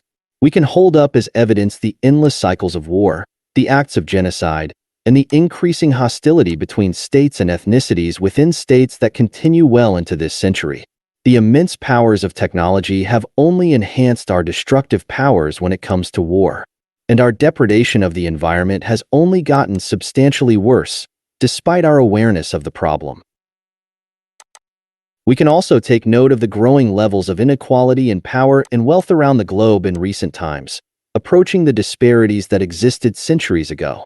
Such inequalities continue to reproduce themselves in human society because inevitably there are individuals who are simply more aggressive than others when it comes to accumulating power and wealth. No rules or laws seem to stop this.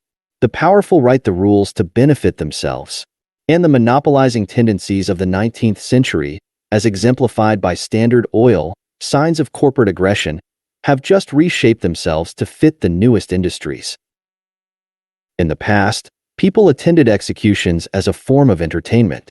We may not go that far, but more people than ever enjoy watching others being humiliated on reality shows or in the news, and indulging in games and movies that delight in graphic depictions of murder and bloodshed.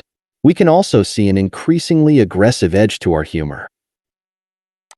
With technology, it has become easier to express and satisfy our aggressive desires.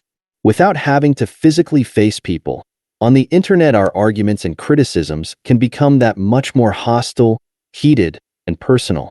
The internet has also created a new and powerful weapon, cyberwar. As they always have, criminals simply co-opt technology to become more creative and elusive. Human aggression simply adapts to the newest media and technological innovations, finding ways to express and vent itself through them. Whatever the new invention is in 100 years for communication, it will likely suffer the same fate. As Gustave Flaubert put it, speak of progress as much as you want. Even when you take out the canines of a tiger, and he can only eat gruel, his heart remains that of a carnivore. Human aggression in individuals and in groups tends to emerge or heat up when we feel helpless and vulnerable, when the impatience for control and effect rises. And as increasing numbers of people and groups are feeling this way, we can expect more of this and not less in the future. Wars will get dirtier. As insecurities rise, there will be more confrontations between political groups, between cultures, between generations, between men and women. And there will be even better and more sophisticated ways for humans to justify their aggression to themselves and to the world. The denial is stronger than ever. It is always the other person, the other side, the other culture that is more aggressive and destructive. We must finally come to terms with the fact that it is not the other but ourselves, all of us, no matter the time or the culture. We must own this fact of our nature before we can even begin to consider moving beyond it. It is only in our awareness that we can start to think of progress. Passive aggression, its strategies and how to counter them. Most of us are afraid of outright confrontation. We want to appear reasonably polite and sociable. But often it is impossible to get what we want without asserting ourselves in some way. People can be stubborn and resistant to our influence, no matter how congenial we are. And sometimes we need a release from all of the inner tension that comes from having to be so deferential and correct. And so all of us inevitably engage in behavior in which we assert ourselves indirectly, striving for control or influence as subtly as possible. Perhaps we take extra time to respond to people's communications, to signal a slight bit of disdain for them. Or we seem to praise people but insert subtle digs that get under their skin and instill doubts. Sometimes we make a comment that could be taken as quite neutral, but our tone of voice and the expression on our face indicate we are upset, stirring up some guilt. We can call this form of aggression passive, in that we give the appearance that we are merely being ourselves, not actively manipulating or trying to influence people. Nevertheless, a message is sent that creates the effect we desire. We are never quite as passive as we seem in this. In the back of our minds, we are aware that we are taking an extra long time to get back to someone or putting a dig in a comment, but at the same time we can also pretend to ourselves and to others that we are innocent. We humans are capable of holding such conflicting thoughts at the same time. In general, we must consider this everyday version of passive aggression to be merely an irritating part of social life, something we are all guilty of. We should be as tolerant as possible of this low-grade passive aggression that thrives in polite society. Some people, however, are chronic passive aggressors. Like the more active aggressors, they generally have a high degree of energy and need for control, but at the same time a fear of outright confrontation. They often had domineering or neglectful parents. Passive aggression became their way of getting attention or asserting their will while avoiding punishment. Such behavior becomes a pattern for them as adults, as they often repeat the same types of strategies that worked in childhood. If we observe the passive aggressor closely enough, we can often see the manipulative child peeking through the adult mask. These chronic types operate in a personal or work relationship, in which their drip-drip passive-aggressive strategies can take effect on an individual over time. They are masters at being ambiguous and elusive. We can never quite be sure that they are attacking us. Perhaps we are imagining things and are paranoid. If they were directly aggressive, we would get angry and resist them, but by being indirect they sow confusion and exploit such confusion for power and control. If they are truly good at this and get their hooks into our emotions, they can make our lives miserable. Keep in mind that actively aggressive types can generally be quite passive-aggressive at times, as Rockefeller certainly was. Passive aggression is simply an additional weapon for them in their attempts at control. In any event, the key to defending ourselves against passive aggressors is to recognize what they are up to as early as possible. The following are the most common strategies employed by such aggressors and ways to counter them. The subtle superiority strategy. A friend, colleague, or employee is chronically late, but he or she always has a ready excuse that is logical, along with an apology that seems sincere. Or similarly, such individuals forget about meetings, important dates, and deadlines, always with impeccable excuses at hand. If this behavior repeats often enough, your irritation will increase, but if you try to confront them, they very well might try to turn the tables by making you seem uptight and unsympathetic. It is not their fault, they say. They have too much on their mind. People are pressuring them. They are temperamental artists who can't keep on top of so many irritating details. They are overwhelmed. They may even accuse you of adding to their stress. You must understand that at the root of this is the need to make it clear to themselves and to you that they are in some way superior. If they were to say in so many words that they felt superior to you, they would incur ridicule and shame. They want you to feel it in subtle ways, while they are able to deny what they are up to. Putting you in the inferior position is a form of control in which they get to define the relationship.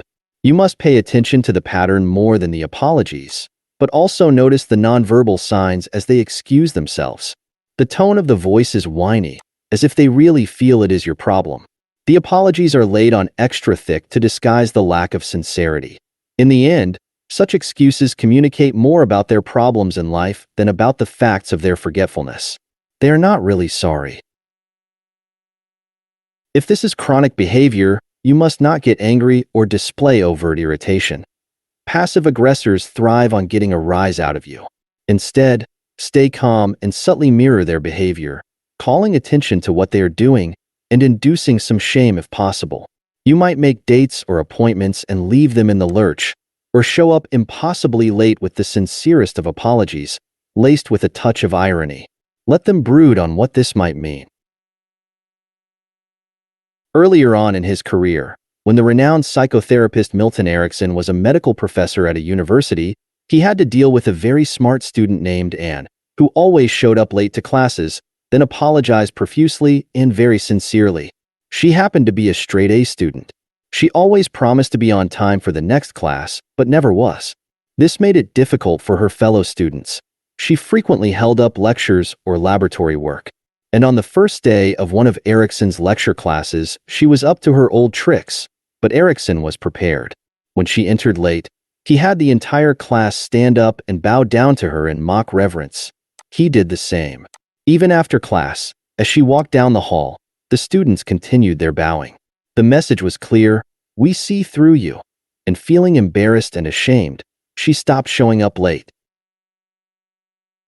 If you are dealing with a boss or someone in a position of power who makes you wait, their assertion of superiority is not so subtle.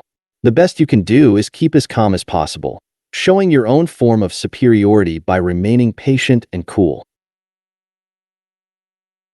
The sympathy strategy. Somehow the person you are dealing with is always the victim of irrational hostility, of unfair circumstances, of society in general. You notice with these types that they seem to relish the drama in their stories. No one else suffers as they do. If you are careful, you can detect a vaguely bored expression when they listen to other people's problems. They are not so engaged. Because they play up their supposed helplessness, you will naturally feel sympathetic. And once they elicit this, they will ask for favors, extra care, and attention. That is the control they are after. They are hypersensitive to any signs of doubt on your face, and they don't want to hear advice or how they might be slightly to blame. They may explode and classify you as one of the victimizers. What might make this hard to see through is that often they do suffer through unusual adversity and personal pain, but they are masters at attracting the pain. They choose partners who will disappoint them. They have a bad attitude at work and attract criticism. They are negligent with details, and so things around them fall apart. It is not malicious fate that is to blame, but something from within them that wants and feeds off the drama. People who are genuine victims cannot help but feel some shame and embarrassment at their fate. Part of an age-old human superstition that a person's bad luck is a sign of something wrong with the individual. These true victims do not enjoy telling their stories. They do so reluctantly. Passive aggressors, on the other hand, are dying to share what has happened to them and bask in your attention. As part of this, passive aggressors may display various symptoms and ailments, anxiety attacks, depression, headaches, that make their suffering seem quite real. Since childhood, we have all been capable of willing such symptoms to get attention and sympathy. We can make ourselves sick with worry. We can think our way into depression. What you are looking for is the pattern. This seems to recur in passive aggressors when they need something, such as a favor, when they feel you pulling away, when they feel particularly insecure. In any case, they tend to soak up your time and mental space, infecting you with their negative energy and needs, and it is very hard to disengage. These types will often prey upon those who are prone to feel guilty, the sensitive, caregiving types. To deal with the manipulation involved here, you need some distance, and this is not easy. The only way to do this is to feel some anger and resentment at the time and energy you are wasting in trying to help them, and how little they give back to you. The relationship inevitably tilts in their favor when it comes to attention. That is their power. Creating some inner distance will allow you to see through them better and eventually quit the unhealthy relationship. Do not feel bad about this. You will be surprised at how quickly they find another target. The dependency strategy. You are suddenly befriended by someone who is unusually attentive and concerned for your welfare. They want to help you with your work or some other tasks.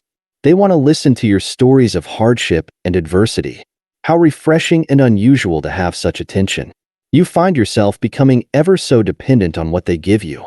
But every now and then you detect some coldness on their part, and you rack your brain to figure out what you might have said or done to trigger this. In fact, you can't really be sure if they're upset with you, but you find yourself trying to please them nonetheless, and slowly, without really noticing it, the dynamic is reversed, and the displays of sympathy and concern seem to shift from them to you. Sometimes a similar dynamic is played out between parents and their children. A mother, for instance, can shower her daughter with affection and love, keeping the girl bound to her. If the daughter tries to exercise independence at some point, the mother responds as if this were an aggressive and unloving act on the daughter's part. To avoid feeling guilty, the daughter stops asserting herself and works harder to earn more of the affection she has become dependent on. The relationship has reversed itself. Later, the mother exercises control over other aspects of her daughter's life, including money, career, and intimate partners. This can also occur within couples. A variation of this strategy comes from people who love to make promises of assistance, money, a job, but don't quite deliver on them. Somehow they forget what they had promised, or only give you part of it, always with a reasonable excuse. If you complain, they may accuse you of being greedy or insensitive. You have to chase after them to make up for your rudeness, or to beg to get some of what they had promised. In any event, this strategy is all about gaining power over another. The person who is made to feel dependent is returned to the position of the needy and vulnerable child, wanting more. It is hard to imagine that someone who is or was so attentive could be using this as a ploy, which makes it doubly hard to see through. You must be wary of those who are too solicitous too early on in a relationship. It is unnatural, as we are normally a bit suspicious of people in the beginning of any relationship. They may be trying to make you dependent in some way, and so you must keep some distance before you can truly gauge their motives. If they start to turn cold and you are confused as to what you did, you can be nearly certain they are using this strategy. If they react with anger or dismay when you try to establish some distance or independence, you can clearly see the power game as it emerges. Getting out of any such relationships should be a priority. In general, be wary about people's promises and never completely rely on them. With those who fail to deliver, it is more likely a pattern, and it is best to have nothing more to do with them. The insinuating doubt strategy. In the course of a conversation, someone you know, perhaps a friend, lets slip a comment that makes you wonder about yourself and if they are in some way insulting you. Perhaps they commend you on your latest work, and with a faint smile they say they imagine you will get lots of attention for it, or lots of money, the implication being that that was your somewhat dubious motive. Or they seem to damn you with faint praise. You did quite well for someone of your background. Robespierre, one of the leaders of the terror of the French Revolution, was the absolute master of this strategy. He came to see Georges Danton, a friend and fellow leader, as having become an enemy of the revolution, but did not want to say this outright. He wanted to insinuate it to others and strike some fear in Danton. In one instance, at an assembly, Robespierre leaped to his feet to support his friend, who had been accused of using his power in the government to make money. In defending Danton, Robespierre carefully repeated all of the various charges leveled against him in great detail, then concluded, "I may be wrong about Danton, but, as a family man, he deserves nothing but praise." As a variation on this, people may say some rather harsh things about you, and if you seem upset, they will say they were kidding. "Can't you take a joke?" They may interpret things you have said in a slightly negative light, and if you call them on this, they will innocently reply, "But I'm only repeating what you said." They may use these insinuating comments behind your back as well to sow doubts in other people's minds about you. They will also be the first ones to report to you any bad news or bad reviews or the criticisms of others, always expressed with sympathy, but secretly delighting in your pain. The point of this strategy is to make you feel bad in a way that gets under your skin and causes you to think of the insinuation for days. They want to strike blows at your self-esteem. Most often they are operating out of envy. The best counter is to show that their insinuations have no effect on you. You remain calm. You agree with their faint praise, and perhaps you return it in kind. They want to get a rise out of you, and you will not give them this pleasure. Hinting that you might see through them will perhaps infect them with their own doubts, a lesson worth delivering. The blame shifter strategy. With certain people, you feel irritated and upset by something they have done. Perhaps you have felt used by them, or they've been insensitive or ignored your pleas to stop behavior that is unpleasant. Even before you express your annoyance, they seem to have picked up your mood, and you can detect some sulking on their part. And when you do confront them, they grow silent, wearing a hurt or disappointed look. It is not the silence of someone with remorse. They may respond with a fine, whatever, if that's how you feel.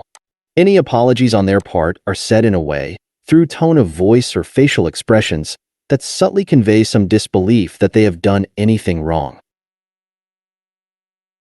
If they are really clever, in response they might conjure up something you've said or done in the past, which you've forgotten but which still rankles them, as if you are not so innocent. It doesn't sound like something you've said or done, but you can't be sure. Perhaps they will say something in their defense that pushes your buttons, and as you get angry, they can now accuse you of being hostile, aggressive, and unfair.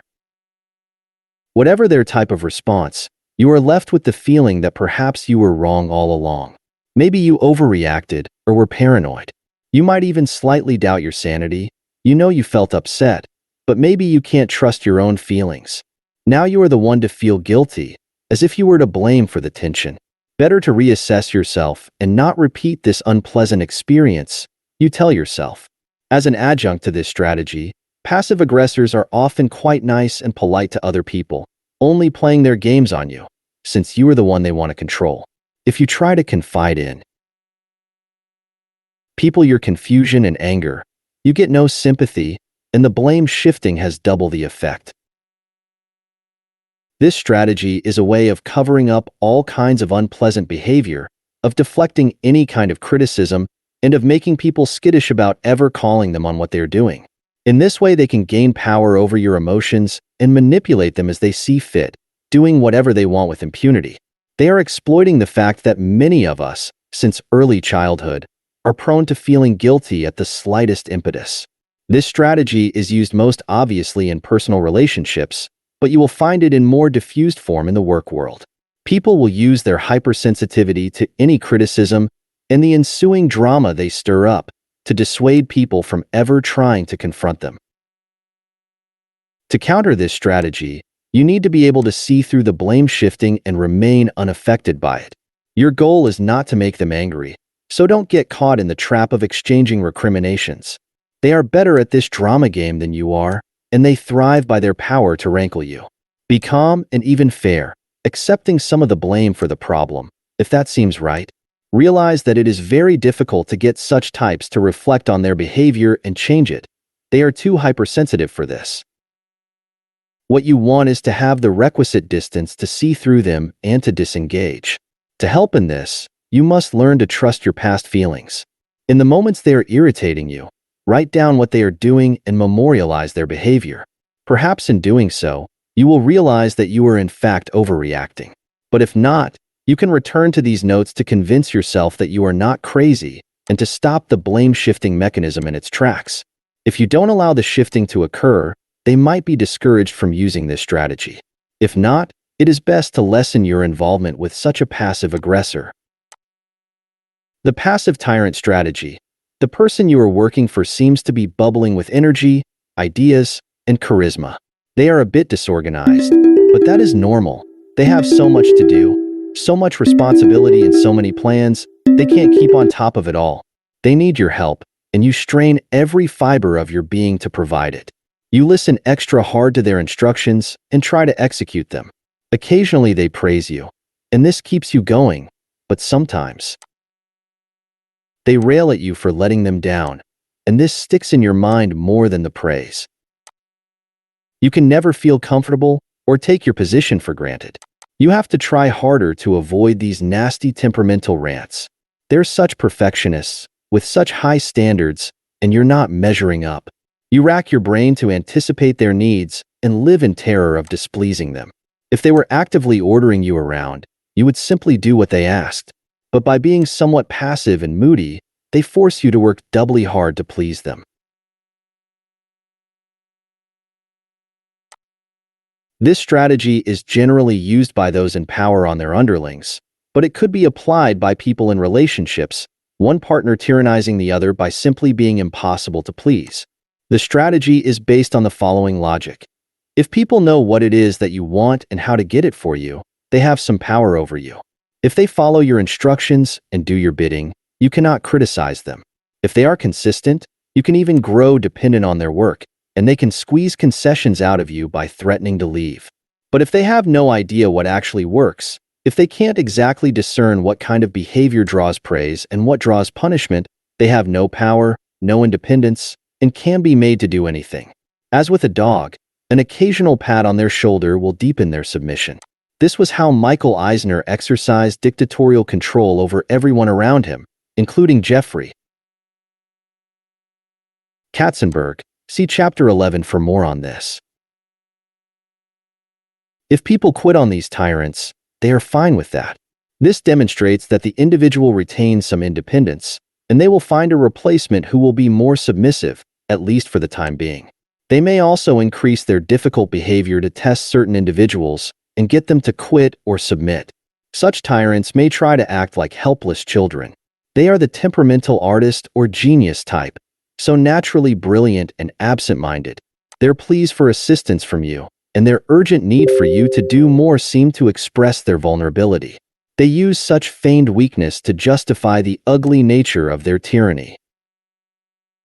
It is very hard to strategize against such types, because most often they are your superiors and have real power over you. They tend to be hypersensitive and prone to anger, which makes any form of resistance or inner detachment hard to maintain. Overt rebellion will only make the situation worse. You must first realize that this strategy of theirs is more conscious than it appears.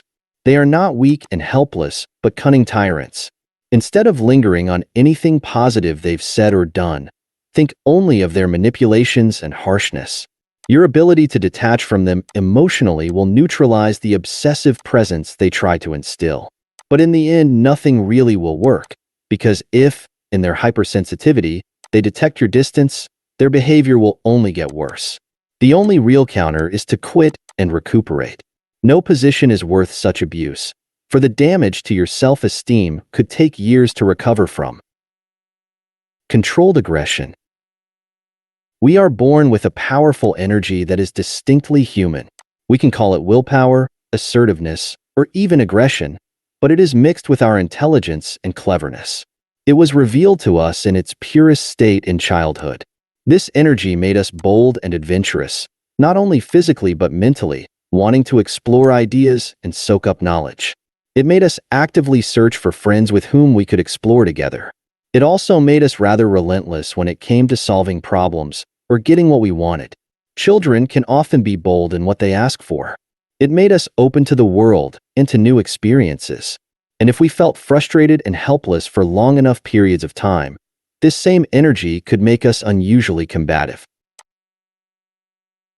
As we get older and we encounter mounting frustrations, resistance from others, and feelings of impatience for power, some among us may become chronically aggressive. But another phenomenon is even more common.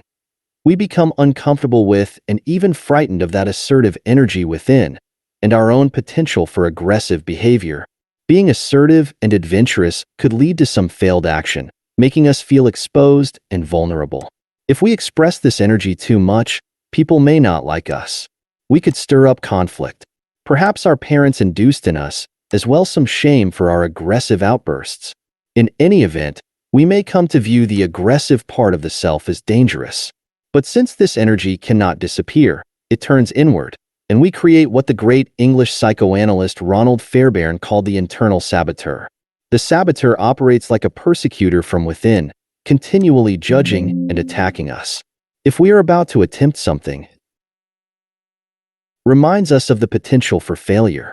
It tries to tamp down any exuberance, because that could open us to criticism from others. It makes us uncomfortable with strong sensations of pleasure or the expression of deep emotion. It impels us to tamp down our ambitions, the better to fit into the group and not stand out. It wants us to retreat inward, where we can protect ourselves, even if that leads to depression. And it makes us forge a fake self to present to the world, one that is humble and self-effacing. In the end, the internal saboteur works to lower our energy and constrain what we do, making our world more manageable and predictable, but also quite dead. It is the same goal as the aggressor, gaining control over uncertainty, but through the opposite means. The internal saboteur can also have a dampening effect on our mental powers. It discourages us from being bold and adventurous in our thinking. We limit our ideas and settle for the conventional opinions of the group, because that is safer. Creative people display great aggressiveness in their thinking as they try out many options and search for possible solutions. By trying to rid ourselves of any kind of aggressive impulse, we actually thwart our own creative energies. Understand, the problem has never been that we humans are assertive and aggressive. That would be to make a problem of our own nature. The positive and negative aspects of this energy are but two sides of the same coin. To try to tamp down the negative, to give ourselves over to the internal saboteur, only dulls the positive. The real problem is that we do not know how to harness this energy in an adult, productive, and pro-social manner. This energy needs to be embraced as totally human and potentially positive. What we must do is tame and train it for our own purposes. Instead of being chronically aggressive, passive-aggressive, or repressed, we can make this energy focused and rational. Like all forms of energy, when it is concentrated and sustained, it has so much more force behind it. By following such a path, we can recover some of that pure spirit we had as children, feeling bolder, more integrated, and more authentic. The following are 4 potentially positive elements of this energy that we can discipline and use, improving what evolution has bestowed on us. Ambition. To say you're ambitious in the world today is often to admit to something slightly dirty, perhaps revealing too much self-absorption. But think back to your childhood and youth. You inevitably entertained big dreams and ambitions for yourself. You were going to make a mark in this world in some way. You played out in your mind various scenes of future glory. This was a natural impulse on your part, and you felt no shame. Then, when you got older, you probably tried to stifle this. Either you kept your ambitions secret and acted modestly, or you actually stopped dreaming altogether, trying to avoid seeming self-absorbed and being judged for this. Much of this sneering at ambition and ambitious people in our culture actually stems from a great deal of envy at the accomplishments of others. Tamping down your youthful ambitions is a sign that you don't like or respect yourself. You no longer believe you deserve to have the power and recognition you once dreamed about. That doesn't make you more adult, simply more likely to fail, By lowering your ambitions, you limit your possibilities and diminish your energy. In any event, in trying to appear unambitious, you are just as self-absorbed as anyone else. Being so humble and saintly is your ambition, and you want to make a display of it. Some people remain ambitious as they get older, but their ambitions are too vague. They want success, money, and attention. Because of such vagueness, it is hard for them to ever feel they have satisfied their desires. What constitutes enough money or success or power? Not sure of what exactly they want, they cannot put a limit to their desires. And although it is not the case in every instance, this can lead them to aggressive behavior as they continually want more and don't know when to stop. Instead, what you must do is embrace that childish part of you, revisit your earliest ambitions, adapt them to your current reality, and make them as specific as possible. You want to write a particular book, expressing some deeply held ideas or emotions. You want to start the kind of business that has always excited you. You want to create a cultural or political movement to address a particular cause. This specific ambition might be grand enough, but you can visualize quite clearly the endpoint and how to get there. The more clearly you see what you want, the likelier you are to realize it. Your ambitions may involve challenges, but they should not be so far above your capacity that you only set yourself up for failure. Once your goal is realized, however long that takes, you now turn to a new ambition, a new project, feeling tremendous satisfaction that you reached the last one. You do not stop in this upward process, building momentum. The key is the level of desire and aggressive energy you put into each ambitious project. You don't infect yourself with doubts and guilt. You are in harmony with your nature, and you will be amply rewarded for that. Persistence. If you observe infants, you will notice how willful and relentless they are when they want something. Such persistence is natural to us, but it is a quality that we tend to lose as we get older and our self-confidence fades. This is often what happens later in life when we face a problem or some resistance. We summon up the energy to attack the problem, but in the back of our mind, we have some doubts. Are we up to the task? This ever so slight diminishment in self-belief translates into a reduction in the energy with which we attack the problem. This leads to a less effective result, which raises the volume of the background doubts even more, lessening the effect of our next action or blow. At some point, we admit defeat and give up. But we inevitably give up too soon. We surrender inwardly long before we surrender outwardly. What you must understand is the following. Almost nothing in the world can resist persistent human energy. Things will yield if we strike enough blows with enough force. Look at how many great people in history have succeeded in this way. It was painstaking persistence over several years that allowed Thomas Edison to invent the proper form of the light bulb and Marie Curie to discover radium. They simply continued where others had given up. Over the course of 10 years, it was through continual thought experiments, day and night, exploring every possible solution, that Albert Einstein finally came up with the theory of relativity. In the spiritual realm, the great 18th century Zen master Hakuin was able to finally reach full enlightenment and revive a dying branch of Zen, because he applied himself to the task with relentless persistence over the course of some 20 years. This is aggressive energy, undivided from within, aimed with laser focus at a problem or resistance. It is because the infant or the scientist or the aspiring practitioner of Zen wants something so badly that nothing will deter them. They understand the power of persistence, and so it becomes a self-fulfilling prophecy. Knowing its value, they are able to summon up the energy and self-belief to solve the problem. They are adopting Hannibal's motto, "I will either find a way or make a way." You must do the same. The trick is to want something badly enough that nothing will stop you or dull your energy. Fill yourself with the requisite desire to reach a goal. Train yourself to not give up as easily as you did in the past. Keep attacking from new angles, in new ways. Drop the background doubts and continue striking with full force, knowing that you can break through anything if you don't let up. Once you sense the power in this form of attack, you will keep returning to it. Fearlessness. We are bold creatures by nature. As children, we were not afraid to ask for more or assert our will. We were remarkably resilient and fearless in so many ways. Timidity is a quality we generally acquire. It is a function of our mounting fears as we get older and a loss of confidence in our powers to get what we want. We become overly concerned with how people perceive us and worry what they will think if we stand up for ourselves. We internalize their doubts. We become afraid of any kind of conflict or confrontation, which will churn up emotions and lead to consequences we cannot predict or control. We develop the habit of backing down. We don't say what we feel even when it would be appropriate, and we fail to set boundaries to people's harmful behavior. We find it hard to ask for a raise or a promotion or the respect due to us. Losing our bold spirit, a positive form of aggression, is losing a deep part of ourself, and it is inevitably painful. You must try to recover the fearlessness you once possessed through incremental steps. The key is to first convince yourself that you deserve good and better things in life. Once you feel that, you can start by training yourself to speak up or even talk back to people in everyday situations if they are proving to be insensitive. You are learning to defend yourself. You might call people on their passive-aggressive behavior, or not be so timid in expressing an opinion that they may not share or in telling them what you really think of their bad ideas. You will often come to realize that you have less to fear in doing this than you had imagined. You might even gain some respect.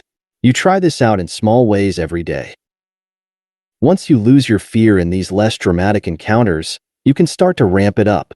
You can make greater demands on people that they treat you well or honor the quality work that you do. You do this without a complaining or defensive tone. You make it clear to bullies that you are not as meek as you seem or as easily manipulated as others. You can be as relentless as they are in defending your interests. In negotiations, you can train yourself not to settle for less but to make bolder demands and see how far you can push the other side. You can apply this growing boldness to your work. You will not be so afraid to create something that is unique or to face criticism and failure. You will take reasonable risks and test yourself out. All of this must be built up slowly, like a muscle that has atrophied, so that you don't risk a large-scale battle or aggressive reaction before you have toughened yourself up. But once you develop this muscle, you will gain the confidence that you can meet any adversity in life with a fearless attitude. Anger. It is natural and healthy for you to feel anger at certain types of people, those who unfairly block your advancement, the many fools who have power but are lazy and incompetent, the sanctimonious critics who espouse their cliches with so much conviction and attack you without understanding your views. The list could go on forever. Feeling such anger can be a powerful motivating device to take some kind of action. It can fill you with valuable energy. You should embrace it and use it throughout your life for such a purpose. What might make you hold back or tamp down your anger is that it can seem to be such a toxic and ugly emotion, as it often is in our culture. What makes anger toxic is the degree to which it is disconnected from reality. People channel their natural frustrations into anger at some vague enemy or scapegoat, conjured up and spread by demagogues. They imagine grand conspiracies behind simple, inescapable realities, such as taxes or globalism, or the changes that are part of all historical periods. They believe that certain forces in the world are to blame for their lack of success or power, instead of their own impatience and lack of effort. There is no thought behind their anger, and so it leads nowhere or it becomes destructive. You must do the opposite. Your anger is directed at very specific individuals and forces. You analyze the emotion.